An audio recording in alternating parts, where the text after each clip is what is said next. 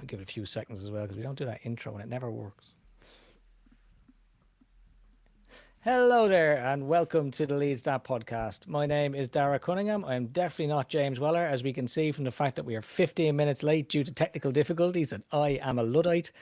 I'm joined today by Rocco Dean. Hello. And in the green corner, he's making me the second favourite Irishman on this podcast. He is, beyond doubt, the biggest YouTuber in Leeds United. He's also the biggest centre-back in the Yorkshire Roses. Man of the match in the big game, Rocco Dean, centre-half partner. It's from the Leeds view, Ger Lynch. That's a hell of a welcome. Thanks, lads. I gave Joe a good one. By the way, I had to give you a good one. I've said this and I'll say it on camera now. Rocco Dean should have been man of the match because he's the guy that marked Simon Johnson out of the game. And don't be giving him a big head. I know. I'll let you in on a little secret. In my preparations when I was trying to get fit for the game, I in my head, my target was to get man of the match. And so you saying it is, I'll take that. That's phenomenal. I thought you were great. I just swept up behind you. I really enjoyed it.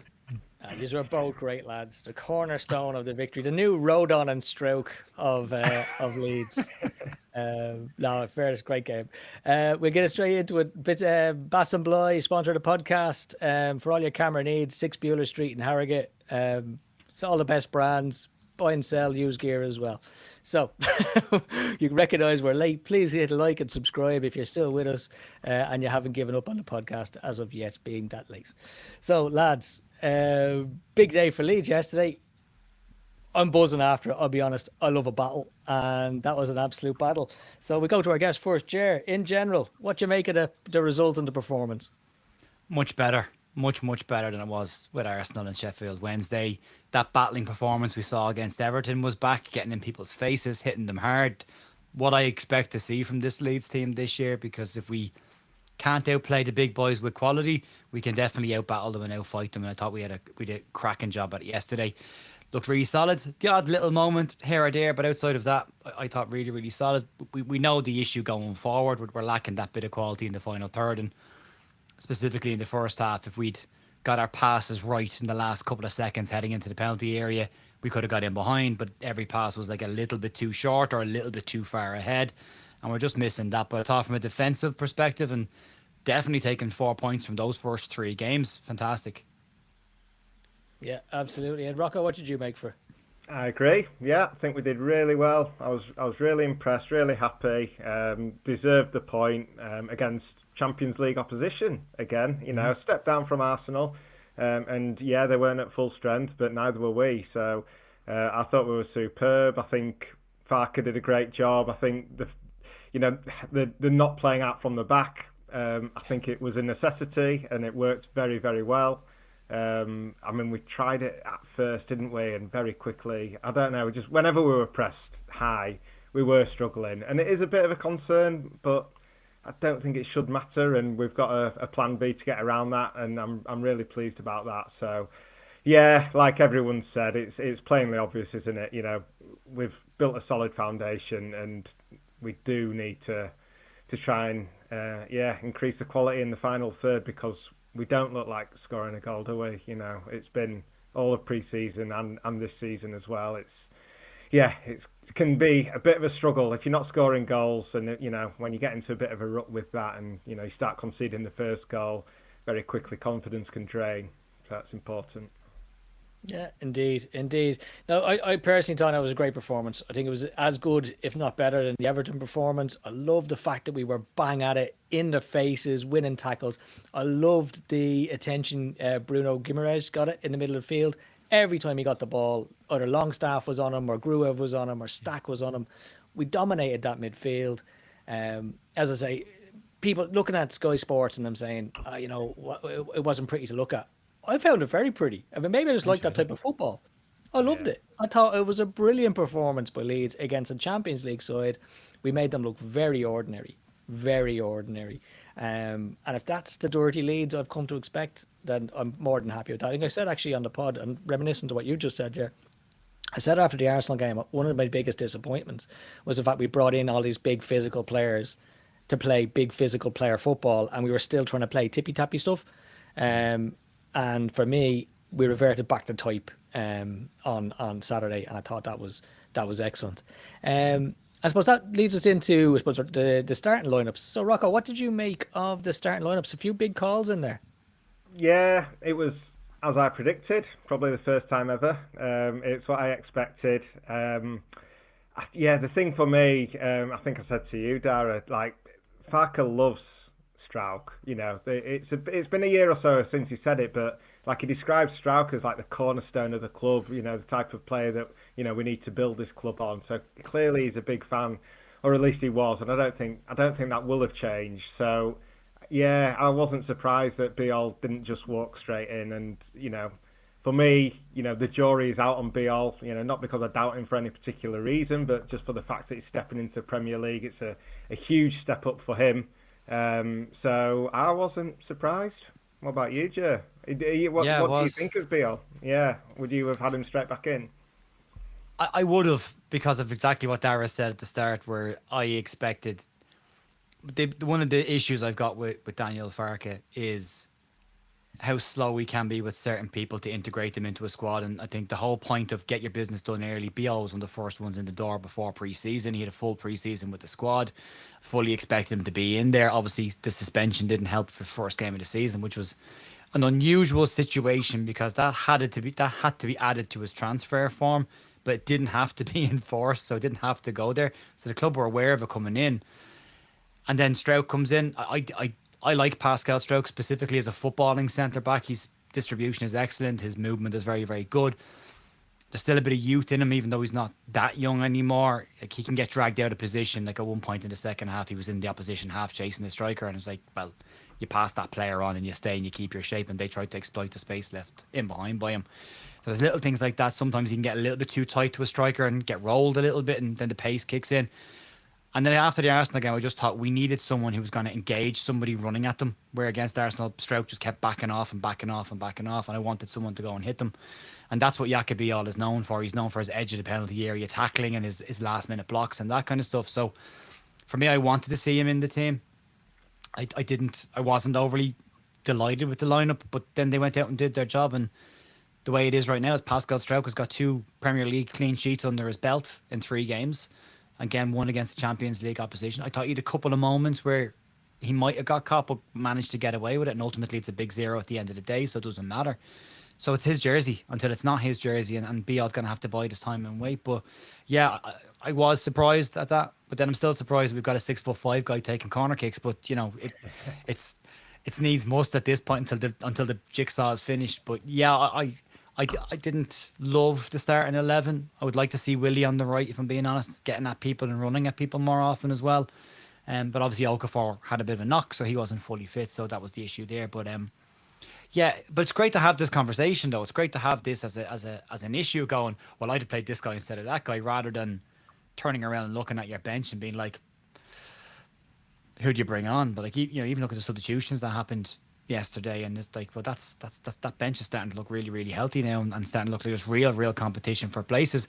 I thought Nanto had a really good game attacking going forward as well, getting a few shots away. And I don't think there's any coincidence that he's got a Noah Okafor right behind him now, banging on the door, waiting for that position. So they all have to up their game and level up if they want to keep their position. So yeah, but Strauch was the one for me. But again, clean sheet, and it's his jersey until he does something to not deserve it anymore, and that could take a while. Yeah, I actually agree with yourself, Ger. I was surprised to see Strauch in there. I thought this was the perfect opportunity for him to play Biol, and he has kind of slowed down on that one. Obviously, Strauch had a bit of a nightmare against Arsenal. It was there for all to see. But in saying that, Farke, as Farke does, he proves us all wrong, because Strauch was absolutely brilliant during the game. He was excellent. Another player that was a big call, although I think we probably all saw it coming when he came off after 60 minutes against Sheffield Wednesday, was Meche. I think playing him up front really gave us that additional option. We'll come to him in a few minutes, and I do agree. As much as I love Dan James, he's my favourite player. He's not been great in the first 2 games, and I think he was lucky to keep his shirt yesterday. It was probably again our weakest player again yesterday, although a slight improvement on what we've seen from him. So some brave calls there by Farke, but as far as I'm concerned, it worked out for him, and I'm delighted for it. And the other thing is, I suppose, when it comes to Strauch, we talk about player loyalty and we see Isak, bit of fan loyalty as well. Stroke's been around a long time, been a really good servant of the club. And I think whenever he comes in and does a good job, we should be all bloody delighted with that because he's as Leeds as they come in terms of the service he's provided. So we get into the match then. Obviously, match kicks off, and you could tell from the start, the midfield were all over Newcastle. Like Sean Longstaff was kicking lumps out of everyone he could get near. The defence were biting. I thought Rodon was snapping into tackles. Goodmanson, super game by Goodmanson in all shapes and sizes. And I think for the first kind of 20 minutes, we really took the sting out of them, and we had all the possession, if not creating chances. Rocco, what do you make to the start of the game? Yeah, I think at first Newcastle looked like they were, they're going to get on top of us. I felt like we maybe looked a little bit nervous, but we very quickly settled down and got into it. Like you say, a few tackles and we were away. I don't think anyone played bad. I don't even think James played bad. But yeah, I do really like the look of Goodmanson. But Nmecha up front, I really liked him. I've liked him every time I've seen him. I think he just offers something that I've been yearning for a long time. Bamford, Pirou, they don't compete with centre-backs. They look to run off the shoulder or, look for the second ball or whatever, but they don't fight with them. And Nmecha loves that, clearly. He wasn't perfect, but he's good. He's technically good. He's strong. He's a handful. And I think he could score goals as well. So, I really like him. I think he'll... I'm not that bothered about a striker. We'll come on to it, I'm sure, later about what we might need. But I'm not that arsed at the moment. I'm quite happy with what we've got up there. And how about yourself, Ger? The start of the game and the intent there from Leeds? I completely agree with Rocco. The first 10 minutes, I was like, we're going to see the press that we saw against Liverpool. Even with 10 players, I watched the Liverpool-Newcastle game, and all I thought to myself is, that's a terrifying press. Like, it's so aggressive and it's so on the front foot and you don't get a second to breathe. I think Ilya Gruev found out against Arsenal that you don't get 20 seconds to have a touch because Declan Rice is right behind you and he's going to nick the ball off you in about 2 seconds. So the pace of the game and the pace of the decision making that needs to be made at this level became very apparent against Arsenal in the first 10 minutes of this game. I thought this could be a tough day all around. And then Sean Longstaff absolutely mullers Guimaraes in the middle of the park. And you're like, that just settled everyone down. And it settled the tone completely for me. So, yeah, I thought that was important, was to try and get a foothold in that midfield. And it was always going to be the battle. Even without Joe Linton, I did it today. Guimaraes, Ramsey and Tonali. Guimaraes, £37 million was bought for. Ramsey, 41 million. Tonali, 55 million. Their midfield is more than our transfer budget this summer. And we had 3.5 million Gruev, Sean Longstaff and Anton Stack, one not proven and one a backup player for Newcastle. And they controlled that midfield and they kept them really, really quiet. And Guimaraes, who I've always referred to as the bully of the Premier League because he just gets in everyone's face and just pushes them around the park, looked like a small child in that game. He just didn't get into the game at all. Longstaff, anytime he was there. And then when he got away, and Rocco said this earlier on, every time he got away from Longstaff, Gruev came over and nailed him as well. And I thought Ilya Gruev had a very good game. I don't think he gets the credit sometimes that he deserves because I think people expect more from him than the manager actually expects from him. Ilya Gruev's in there to be a defensive blocker. He's in there to win tackles and pass the ball to the next guy. He's there to block passing lanes so they can't get him behind. He's there to work. That's all he's there to do. I thought him and Sean Longstaff, between the two of them, did it really, really well yesterday. And then let Anton Stack pass the ball around in the first half specifically. I thought he was good as well. So, yeah, midfield was huge. We managed to get past that first couple of minutes. And then I genuinely thought the longer that game went on, there was a bigger chance of us actually nicking something from it. So I went from thinking we could get absolutely mullered here at home to being, we might just nick this and come away with 3 points. But got the injury time then. I was like, park the bus, get everyone behind the ball, get on the goal line, get on each other's shoulders. Just don't lose the point now. But I just think I questioned Farke's tactics completely against Arsenal. I questioned the lineup. I questioned the decision with Pirou up front. Obviously, he said Nmecha had a bit of an issue and that's why he didn't start that game. But Lucas Nmecha could be really, really important to us, along with another Lucas, and that's Perry in goal, because I don't need to see my goalkeeper playing football. I'm okay if he puts his foot through it every single time and launches it down the park. It's not in our box. We're not going to concede a goal.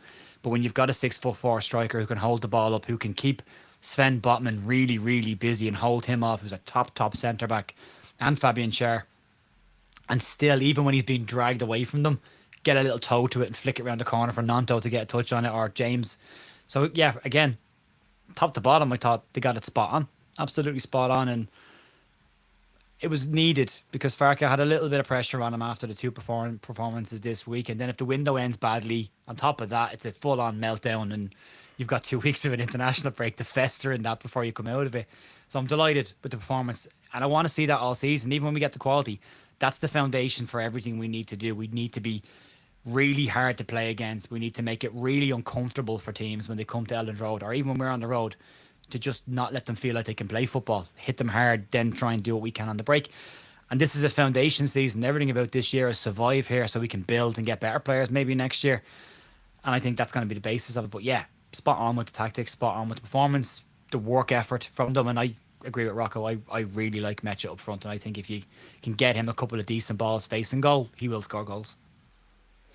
Yeah, I think I'm running out of pen actually with the amount of notes I'm having to make from all the great points you lads are making.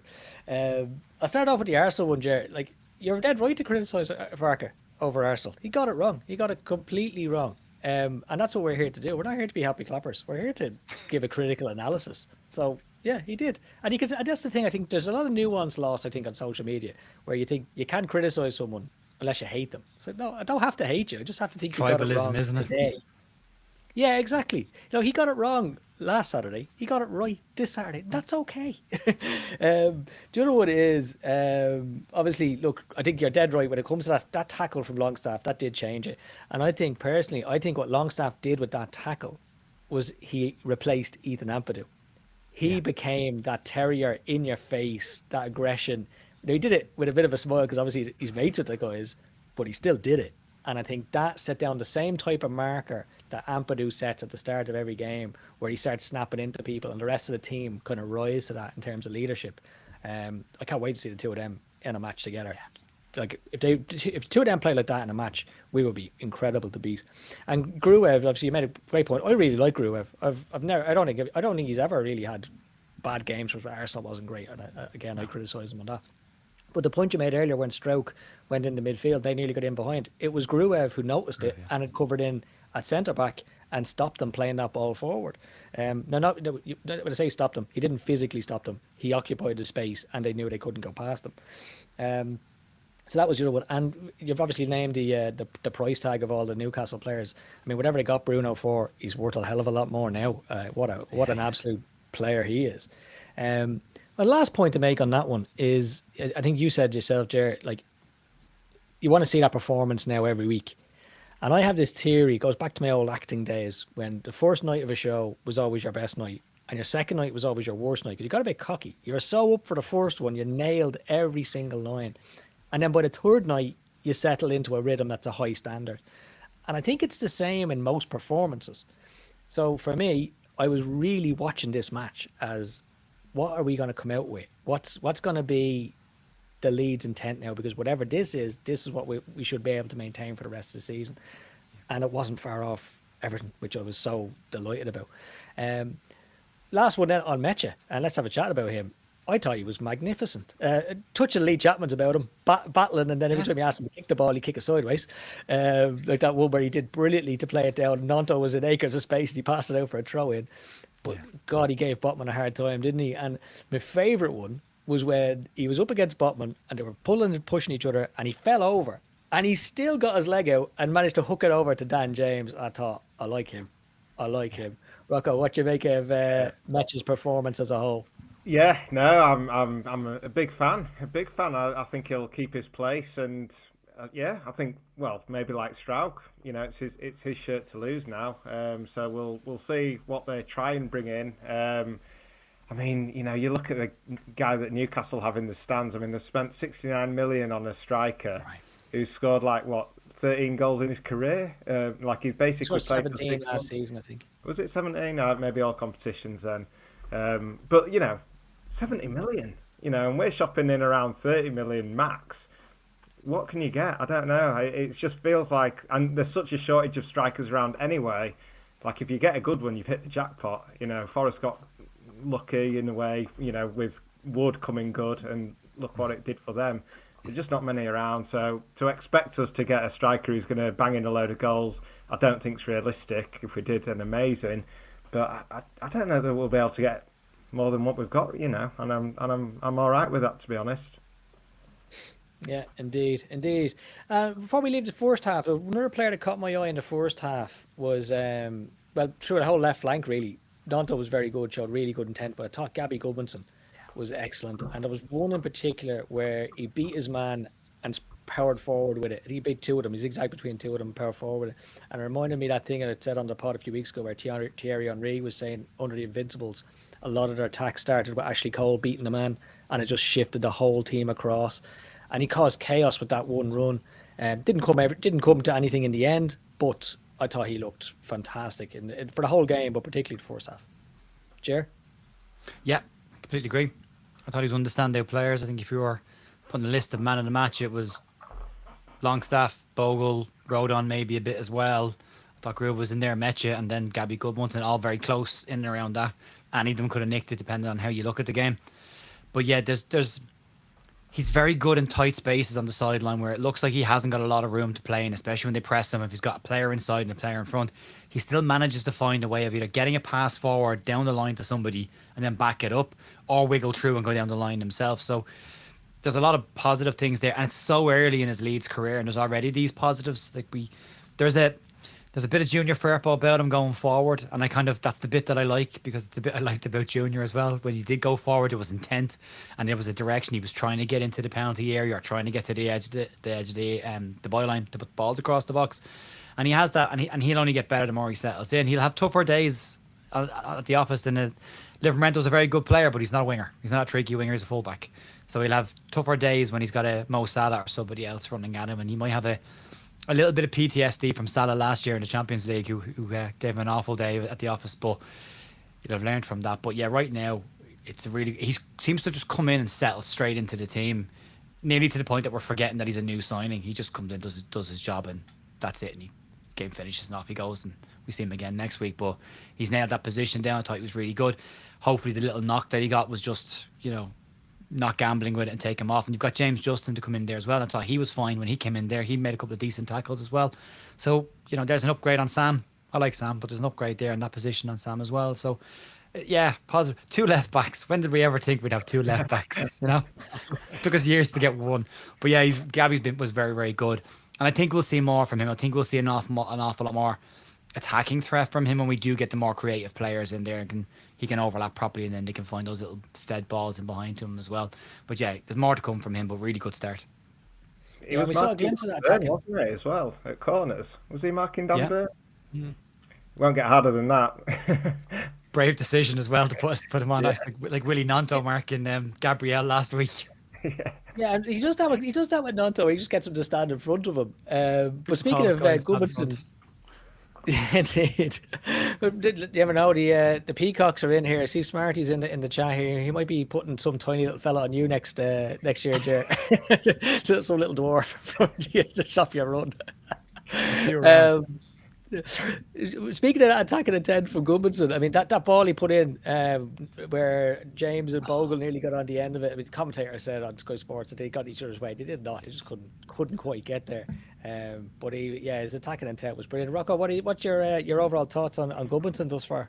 Yeah, he looks a touch class, doesn't he? I think he is one of the players that makes us a better team than we were last year. It might sound like an obvious thing to say, but there's not many in there at the moment, and we've changed the way we play. But I think he looks a good signing. Like you could tell from his caliber, what he's done in his career so far. He had a very good time in France, held his own for a top club there for 4 or 5 years. He just looks confident. He looks at home, at ease. It doesn't look fazed by it whatsoever. I'm really happy with him, and I think he's going to be solid. I just hope he keeps playing. He's got a good record with injuries, so touch wood. Hopefully the Leeds left back curse doesn't rear its ugly head at any point. Yeah, we spent about 15 years. Well, it's an international break. It's the only time I can. I see Daddy saying in the comments there that Goodmanson's unlikely to play Salah because he could be at AFCON, which would be great. Because let's face it, Salah's turned world-class players into mush. That's why he is where he is in the world. So the second half comes out. Obviously, Eddie Howe was going to reset his stall.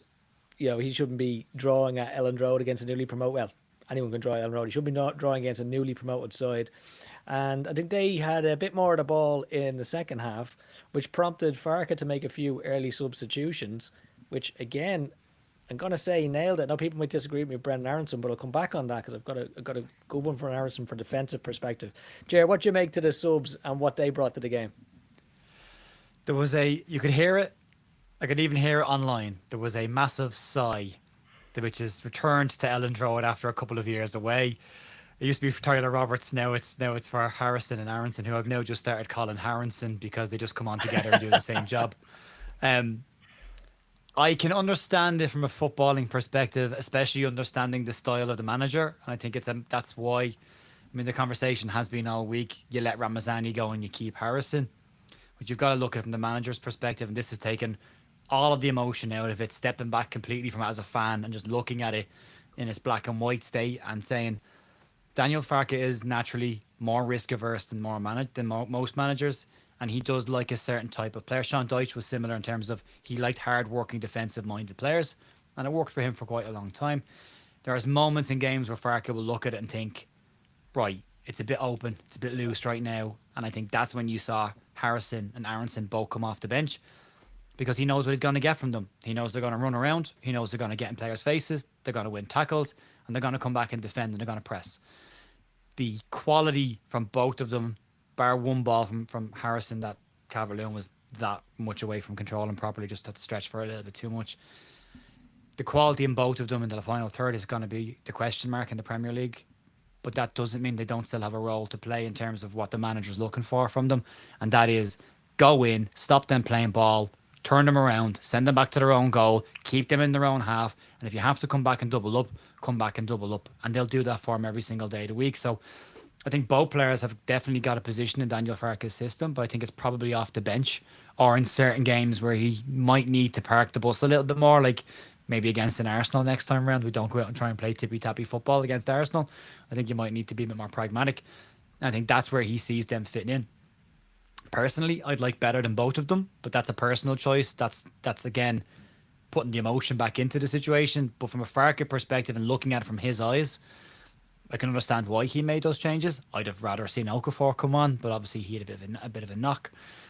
But I would rather see more attack-minded players coming in there. But that's my feelings, and that's how I would like football to be played. I'm not the manager for a reason, so Farke has to do it his way. And at the end of the day, the result was 0-0. We get a point, and he's judged on results. And if he gets it wrong, everyone will talk about the substitutions. Everyone will talk about the team sheet. If he gets it right, can't talk about anything. And Rocco, subs second half, what you make? I totally agree on the on Harrison. I think I want better than both of them. I think Harrison is he's good enough to be in the squad. You know, I'm sure that he is. But yeah, like having them two as your alternatives, it's not good enough. You know, it's only okay if you need fresh legs. But if you're losing a game and you're bringing them on, you know, then you might as well just pack up. You know, it's just not good enough. So yeah, I think I understood it yesterday. Makes sense for all those reasons. Okafor, obviously, we could still have brought him on. I'm sure if we'd have conceded a goal, maybe he would have come on, or Peru. I'm not sure. I'm a little bit worried though about Okafor. You know, I'm probably reading too much into it, but like the fact that Farke came out and said, he said after the last match that he felt something in his groin. He didn't just say he has a groin injury. I don't know. It doesn't. I don't know. It doesn't leave a very good impression for me, and maybe the fact that he didn't bring him on might speak to that as well. But hopefully not. It's very early days to write him off as a bad egg, so I'm not going to do that. But I'm just a bit disappointed, really. Hopefully with no reason. You already had your concerns. Sorry, Jay. Go ahead. No, I was going to say I was thinking that's possibly because he didn't say he pulled the groin and he wasn't taken off because of the groin. He just mentioned it when he came off the park. And part of me was just thinking, well, that's his first start of the season. And it's his first 90 minutes, well, close to whatever, 60, 70 minutes, whatever he played before he went off. That's the first time at a competitive level as well. And in a awful pitch in Hillsborough on a wet, mucky night as well. I think that might have just, a bit of fatigue in the muscles there. And it'll take him time. The more games he gets, the less that will kick in. But yeah, you don't want to see these players pull up with injuries so soon after coming in the door. But I think he was probably just looking at it from a precaution perspective, going, we've got 2 weeks. Maybe he doesn't go on international duty now either. Maybe there's a reason for that as well. And if Gabby Goodmunson and Noah Okafor both don't go on international break this next 2 weeks, he keeps the bulk of that main squad together, and he can actually start to work on things properly with them. So part of me was just wondering, was that in the back of his head of going, well, maybe we don't need to put him into this game, because if we can keep him back, make sure he's 100% and then go again. But I do think some of it might have been down to the context of the game that he played in. Speaking of that, Ger, actually, I have a question for you, because I know you've been, and probably still are, coaching at a very high level. The ball that Harrison chipped into Dominic Calvert-Lewin, that's the type of ball that the top players like Mo Salah take at pace, full sprint, put their studs on it, it rolls nicely into their path, and they whack it into the goal.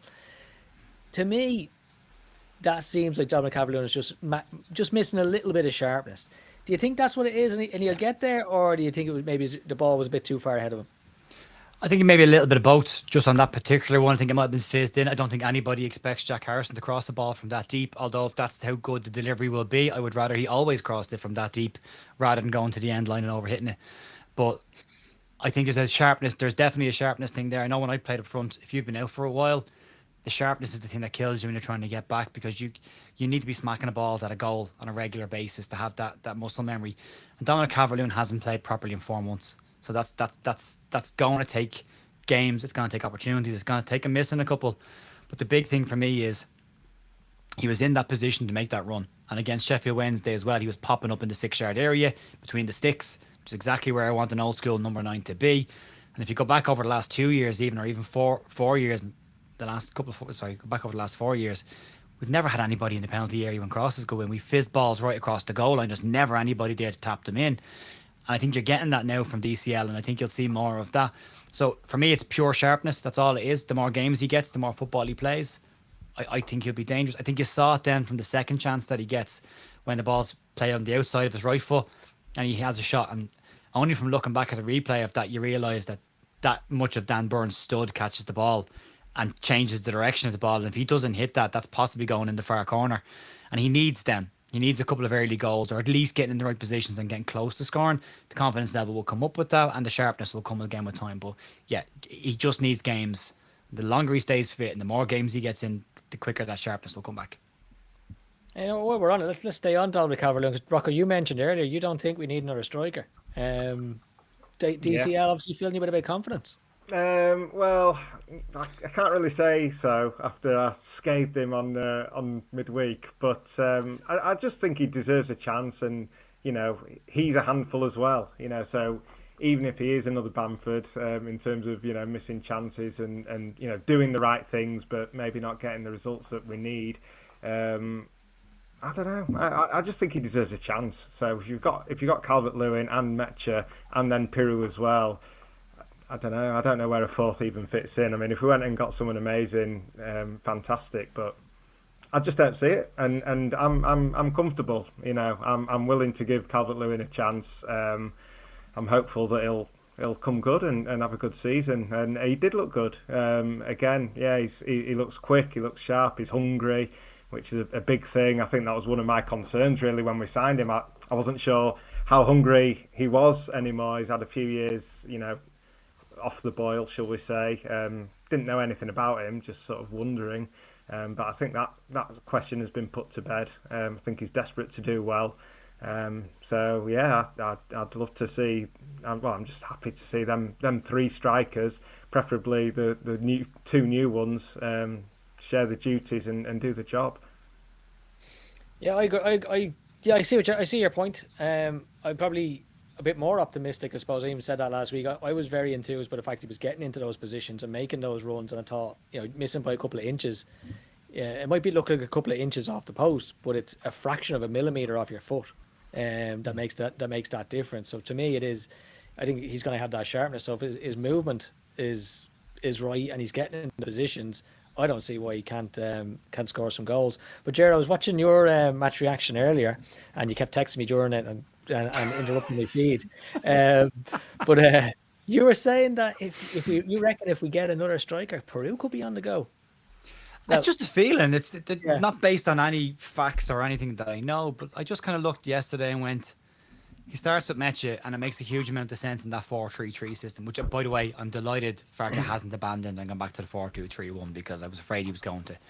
That 4-3-3 system has a lot of merits, and I like it. It's flexible, it's fluid. It can be a 4-5-1 or a 5-4-1 if we need it to be, with very little movements to it. So I like that, and I was delighted to see him not shift back to it. But the fact that Mecha started, and we will have to go direct, and we do need someone to hold the ball up. Mecha does that, great. And then he was replaced by DCL, who does the exact same thing. And then you have Joel Piroe, who doesn't do any of that. Now, I have no issue with Joel Piroe. I quite like Joel Piroe. I think he's a tidy player. I think he's always been a victim of style of football that Leeds play. It doesn't always fit exactly what he is. He's always been referred to as a second striker. We've never played with that system with two up top. And I just kind of felt if another striker does come in, which it may not happen, but if another one does come in, where does that put a Joel Piroe? Like, where does he fit in the pecking order? He probably goes to fourth choice. At that point, does he stick around? Leeds had offers for him. PSV were interested in him. Does he go there? But what would a future look like for Joel Piroe if we've got 3 strikers ahead of him and you've a Harry Gray banging goals in for the under-21s and people want him brought into the mix as well? And you're like, well, it's starting to look a bit congested in that area for him to get in and get games. I know Farke does like him, but he's not a 10 for me, Joel Piroe, and especially not starting, maybe off the bench when the game is a bit more stretched, possibly, because his weight of pass is very, very good, but it's just the movements. Against Arsenal, we saw it, like, the ball wasn't sticking with him, and he was dragged out of position, and he was bullied off the ball at times. I'm like, if Leeds want better, and DCL and Nemecha are the first 2 right now, then Joel Piroe becomes fourth choice, and that's an expensive fourth choice player sitting there who does carry value. And if you were going to sell and try and bring money in to do another transfer, there's merits to it, I suppose, in one sense. I don't want to see him go. That's what I'm trying to say. But I just have had it in the back of my head for a while now that if anybody goes, it could be Piroe. Yeah, I find it hard to disagree with that, even though I'm a big Piroe fan. But when I look at Mecha yesterday, I do kind of think if he does end up bombing out Piroe in the nicest possible way, because let's face it, he's done a job for us. But if he does it nice, Piroe only has himself to blame, because that kind of battling performance, that's just down to attitude and desire and everything else. That's not ability. Even closing down, I said that last season, he needs to just watch Bamford and just run around a bit more and just press people a bit more. That's nothing to do with ability. No. So I'm hoping he's watching the Mecha there and gone, Jesus, that's what I need to be doing. I need to be backing into people and chucking an elbow here and there. And because if he adds that to his game, I think he becomes a far more well-rounded player. But we can't afford to have him as a passenger because he's an out-and-out goal scorer, and that's fine when you're scoring loads of goals in the Championship. But if you're only going to get 6 or 7 in the Premier League and you're not bringing other players into play, and Rocco, you did a great piece on this a couple of weeks ago where you made the point that strikers aren't the ones scoring the goals anymore. The strikers are the enablers, and it's the wingers scoring the goals. And if he's not going to be the enabler and he's not going to be the scorer, then he's probably just taking up a place in the squad. But back to the subs, just my own 2 cents on it. A lovely piece I saw, and look, I'm the most critical of Brendan Aronson. I said I was disgusted when we brought him back, not because he went. I just don't think he's a good footballer. But he did one really good thing where Bogle got caught almost in the centre forward position, chasing the ball and trying to dribble through. And I looked at right back and went, oh no. And Aronson was sprinting to cover, and I went, you've got to block the cross now. You've got to block the cross. And he did. Livramento went to put the cross in, and he blocked the cross. And I thought, well done, Brendan Aronson, because I love it when a player proves me wrong. It probably goes back to an incident in the match. As much as I want to praise Gruev, that big chance that Newcastle had where the ball came in and I think it was Osasulo should have scored. He swiveled on it. I think it hit Pascal. Gruev should have cut that cross out. Gruev made a poor attempt, and at the very highest level, as much as I like Gruev, if they'd have scored that, he'd have been back on the chopping block. Despite the fact that he actually had a very, very good game. But other than that, I thought Harrison was great when he came on. I loved his energy, loved his running, intercept passes, really, really loved him. And then we got to the end of the game. Dominic Calvert-Lewin had a chance, and as you say, Ger, towards the end of the game, we looked like the most likely to win it. Yeah, I mean, he has the shot from distance as well. He's miles out when he goes at Beckett and puts his laces through it. And again, I looked at that and went, love it, because that's a striker who's like, I'm gonna take chances. If I see a gap, I'm gonna go for it. And we've always been a victim of maybe not shooting from distance often enough, and Anton Stack does it a little bit. It doesn't look like we're going to get Gus Hamer. It looks like PSV are scratching him at this point now, but it looks of things tonight. But that's the kind of player you're looking for in there, who'll take the ball out of his feet and just whack one from distance when there's a half a yard of space to get a shot on goal. And Calvert-Lewin doing that for me was great, because again, it shows that he is, to Rocco's point, he is hungry. He does want to get a shot on target. He does want to take chances, and we need that. And he stretches the game. He's mobile. He's pacey. He can get forward. And especially at that point of a game where Met just bullied the two centre-backs for 80 minutes, and then on comes Don Calvert-Lewin with fresh legs and decides, I'm going to run you around the place now. And both sides at that stage, to me, looked really leggy and really tired. Players are going in with a bit of cramp. And then Calvert-Lewin starts sprinting around these guys. And I'm like, this is great. This is brilliant. We've actually got a good number 9 who's doing everything we need to do. And the replacement that's coming on for him is doing exactly the same things to the same level, which is brilliant. Absolutely brilliant to have. So that depth and quality is great to have. It's just about creating chances for both of them now, and that's what's missing. And you mentioned it earlier on about that ball that he passes out of play, and then Nanto had a couple as well where it was like just feed it in front of him and it goes behind him and he has to check his run, and then they lose the opportunity, or it's slightly overhit down the line. A lot of that is sharpness as well. That'll come the more games the team play together. That will all fix itself. It's very early in the season. But if we can get that creator in there, I think you'll see Calvert-Lewin and Metcher running onto an awful lot more things facing goal, and then I think you'll see the real worth that they've got. So yeah, it's good. It's good. These are good issues, I suppose, to have, that they're, we know what's missing, and it's minute, it's small little details, they're little issues. And if we can finish this window properly, then I think they go away. I'm not saying we'll be Europa Conference League at the end of the season, but I think it makes 17th place look a little bit more achievable. Yeah. I said the same thing in terms of, I think this group of players can keep us up. I think Farke said very similar actually afterwards. I think he worded it a bit more negatively actually, but I think these players can keep us up.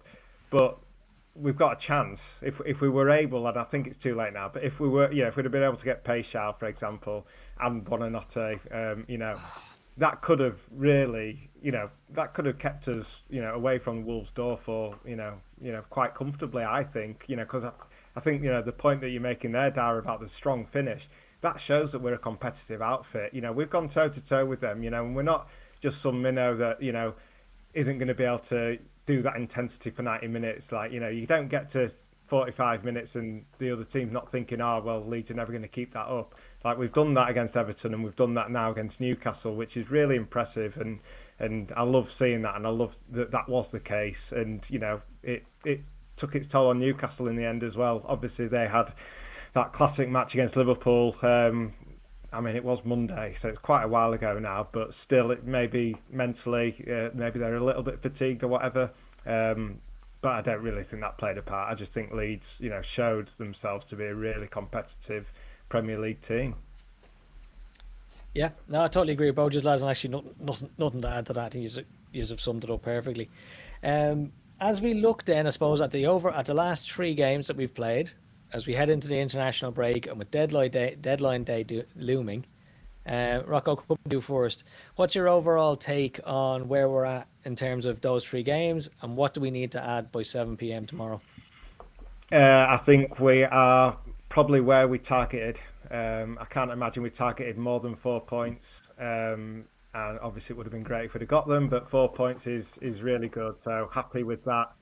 And yeah, I'm still worried about the fullback position a little bit. I know Justin can cover both sides, but I just find it a bit odd. When we're talking about maybe getting a 4th striker, and we've already got like 4 wingers, and we will need another winger. And then in the fullback position, we're unbelievably light in my head anyway. I know Byram's there as well. But long-term injuries to either of our first-choice fullbacks, and that'll be a problem. But I can't see us addressing that, really. I think we will just, put all our efforts into getting a winger. I think we definitely need it. With the 5 subs nowadays, and with Farke's tendence to sub both his wingers pretty much every single game, we need 4 quality wingers, and for me, I think we've got 3, and then we've got Harrison, who's functional, and Aronson doesn't count. Also, should be pointed out, Rocco, there is a secret fullback in there that hasn't been mentioned, and that's Jack Harrison. Daniel Farke has played him left back all summer, so, and also it means he doesn't cross the halfway line and cross the ball, which I'm okay with. I'm absolutely fine with that. And again, you get the best bits out of him, the hard work, the battle, and all that. So yeah, I wouldn't be against that at all. I think it was Paul or someone that said to me, Jack Harrison could be a left back for Leeds this season. Like, you could be looking at that, and then Justin covers the right back. But I get what you're saying, though, Rocco. It's the Leedsy thing, isn't it? Where it's like, well, we've got lots of players who can kind of play in lots of positions. Like, wouldn't it be great to just have a bespoke player in a bespoke position and just like a normal team and just go out and go, well, we've got 2 left backs, 2 right backs, 4 centre backs, 6 midfielders, whatever positions they play in, and have all that second 11 cover for all those positions. But I think Farke does look at it and go, well, if I need to go under the left back, I can stick Jack there. Yeah, I agree with you. And I think the only reason he didn't play left back yesterday, or when Gudmundsson came off, is because the option would have been to put Okafor in front of him, and that would have been a very experimental left wing. But I think if you could put maybe a Nonto in front of him, if Nonto was still in the pitch, there'd be much more of a chance of Harrison started. And speaking of Nonto, I suppose I think he's given Farke some good food for thought on both wings now, because I wouldn't be surprised if he starts on the right wing. He put in a really good ball in the first half. Nemecha nearly got on the end of it, just in front of the 6-yard box. So for me, I think looking at the overall over 3 games, I think we're ahead of where we are. I think we couldn't have dreamed of anything better than 3 points, really. Fantastic, but more so the performances. Just those 2 home performances were electric, and we need to make sure that away performance doesn't happen again. But also, I mean, even looking at Newcastle yesterday, look at Elanga. What did he spend on him? And he's blazing crosses over the crossbar, and he was awful when he came on. But then you look at like Arsenal, and they were just levels above Newcastle. No, obviously Newcastle raised their level against Liverpool, but it does show the levels though when you see Arsenal in top gear, and they were far better. For me, I think we're going to see. Don't know what we're going to see. I'd probably like to see a right winger, not so much to replace my favourite player in DJ, but certainly to put some competition towards him, and to ideally be ahead of him in the pecking order and give him something to strive for. Because again, watching Ger's stream, Ger made a really good point. It's just that last pass. We're getting the ball into that high area. It's getting to Nonto, it's getting to James, it's getting to Mecha, but then it seems to break down, just that last piece. So I think it is just a creation that we need. And if you look at the match of the day, like Nonto and James had a lot of that ball. If you had a Rafinha, now look, I know Rafinha's Rafinha, but if you had Rafinha, he would have opened them up at one point. He'd have gone past someone at one point in a tricky area and opened the game up at one point. And maybe that's all we need. Just that winger who can take someone on. Rocco, you look like you're chomping at the bit to get in there. I want to ask, I would be happy if we signed Solomon. What do you two think? Not for any negative reason, because he was very good last season, but I think we're lacking a right-sided player who can come onto his left to give us balance, because Farke likes the wingers to be inverted. So on the left-hand side, you've got Okafor, right-footed, left-sided player, comes in onto his right foot. You've got Willie Nonto, right-footed, comes in onto his right foot every time he gets it as well. But on the right-hand side, you've only got Dan James, and he's right-footed as well, so he likes to go down the line. So you're missing that player that can come in there. So for me, by signing Okafor, that Manor Solomon-shaped hole has gone away a little bit.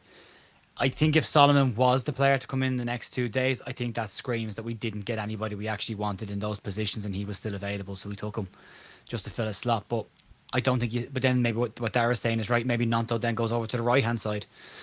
But then you've got a right footer on the right-hand side again. So again, he's going to the end line to cross the ball in, which I'm not against, because again, if you've got 6'5" strikers, then maybe the right thing you should be doing is going to the end line and crossing the ball, not coming inside.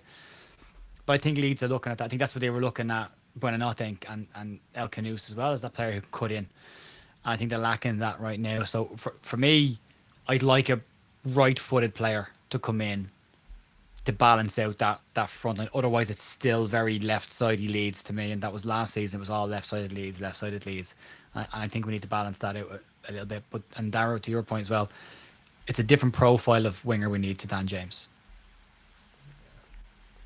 Yeah, no, I agree. James is running a straight line and go at them. I think we need that nippy. We need a Manor Solomon for the right wing, but Over no. there, yeah. Yeah, but to answer your question, Rocco, no for me on Manor Solomon. Again, nothing to do with his quality. I don't know anything about Okafor, so for all I know, he's as good as Okafor. Certainly the price tag would suggest there's probably not much between them. But having Okafor, I think it'd be a waste of money going out and getting another left winger. If we're going to do that, we probably could have just kept Ramazani, but I wasn't naturally in favour of that either. I was happy enough to see him go out on loan and hopefully do well there and come back next season and see how he goes with that one.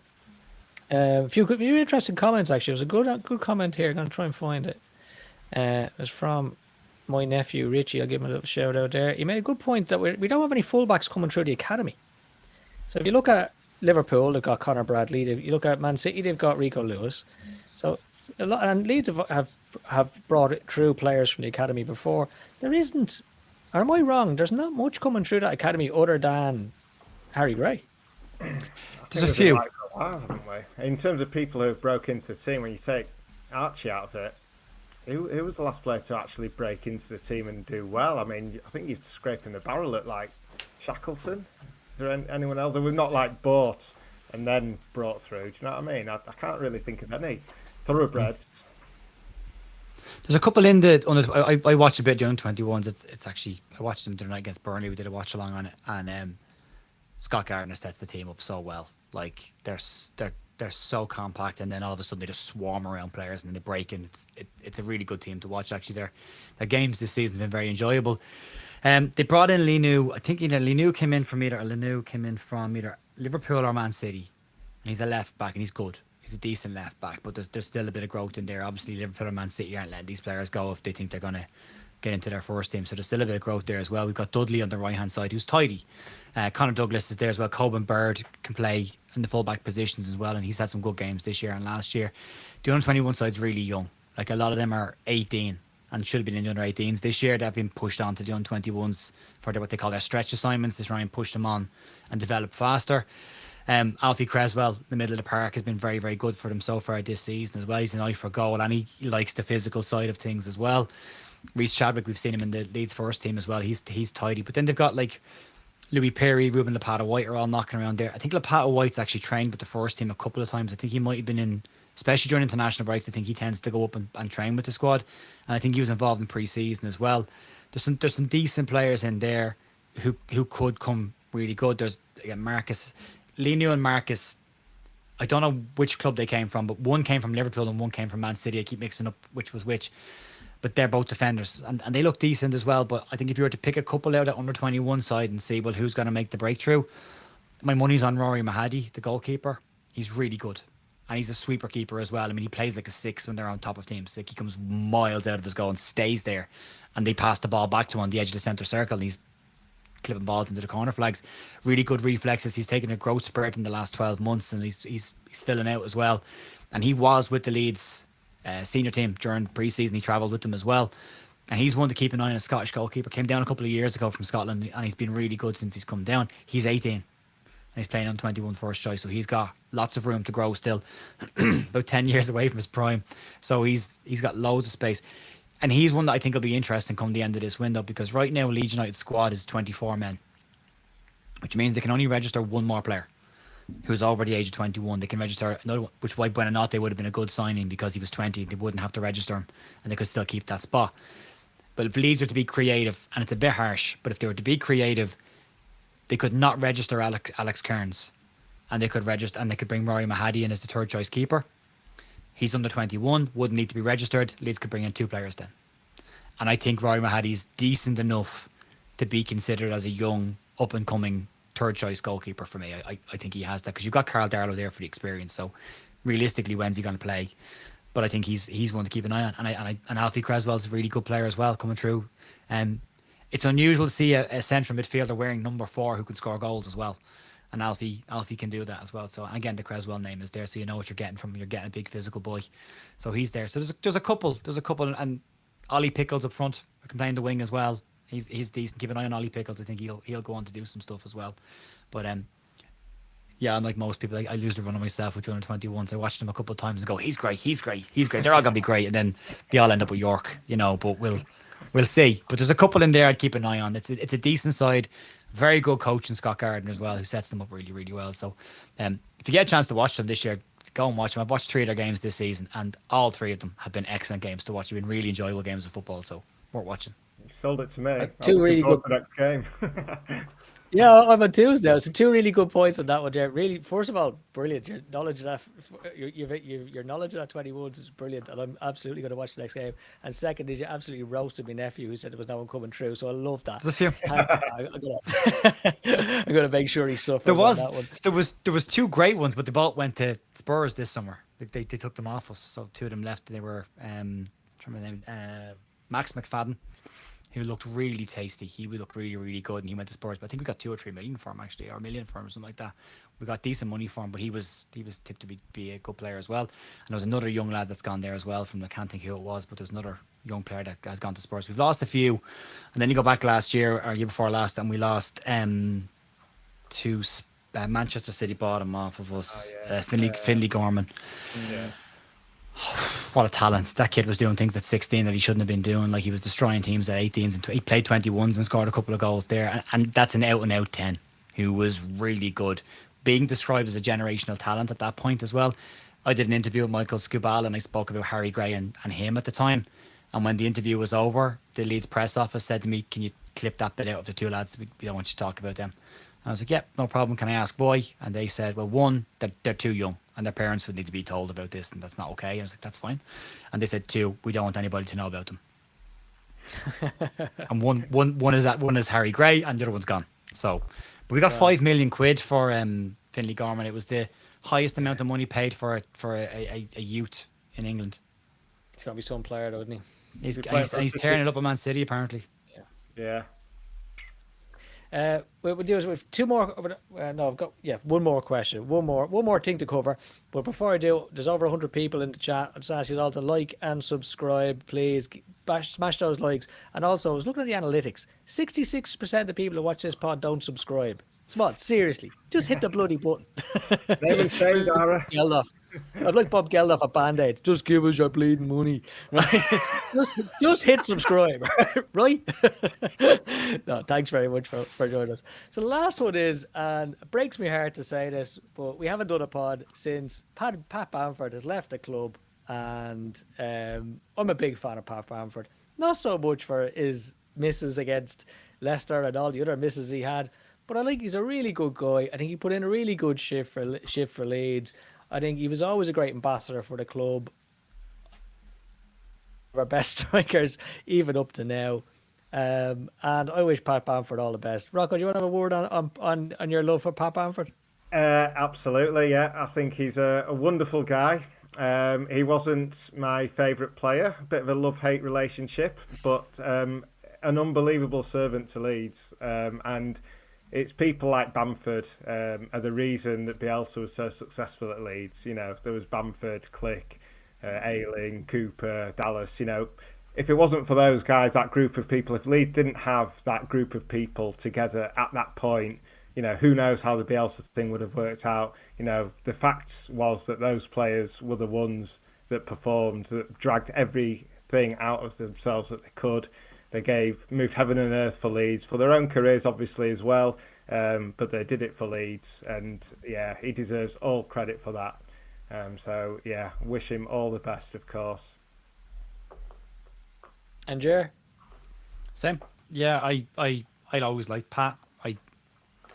But I kind of try and look at football a bit more pragmatically at times, and kind of, when the time is up, and he's on a lot of money, and Leeds needed to move on. There was 2 weeks of everyone saying Dominic Calvert-Lewin was no better than Patrick Bamford. You're like, well, he's 28 years of age and one's 31, so there's a difference there already in terms of time. But there's a saying, great coaches make good players great, and I think Marcelo Bielsa, when he got his hands on Patrick Bamford, turned a good player into a very, very good player. And I've been saying, like, my brother holds the League Cup final of Aston Villa against Leeds over my head because he's a Villa fan. And I have Patrick Bamford scoring a hat-trick against him in Villa Park, because he can't stand Patrick Bamford. So the fact that he did that, I will always have that moment. So I always think at the end of someone's time, you look back at the positive stuff. You don't necessarily forget the negative stuff. But Pat went through an awful lot of Leeds personally as well.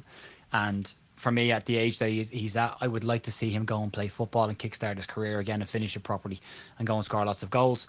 There's a lot of that generation that players their bodies have been broken since then and haven't really recovered. But for me, I think it was the right time for Pat to move on. I wish him nothing but success, and I hope he rediscovers his form and finds a decent club to finish his career at and go out the right way, because he deserves that. I mean, great servant, 7 years at Leeds United, over 200 games for the club. Like he deserves that.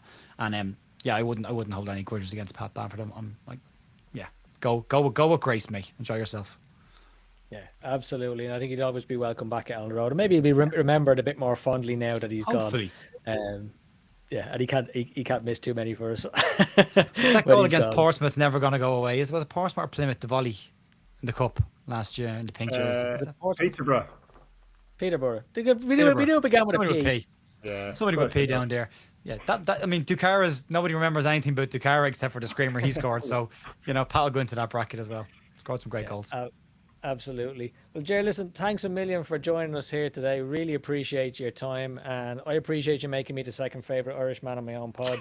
But given that you have come up with, what was your name for Brendan Aronson and Harrison? I'm going to call you and Rocco Jocko from now on as the centre back pairing for the Roses. So anytime you two are together, Jocko linked it. Even look at this here, it literally looks, because Rocco, you played on the left and Ger played on the right.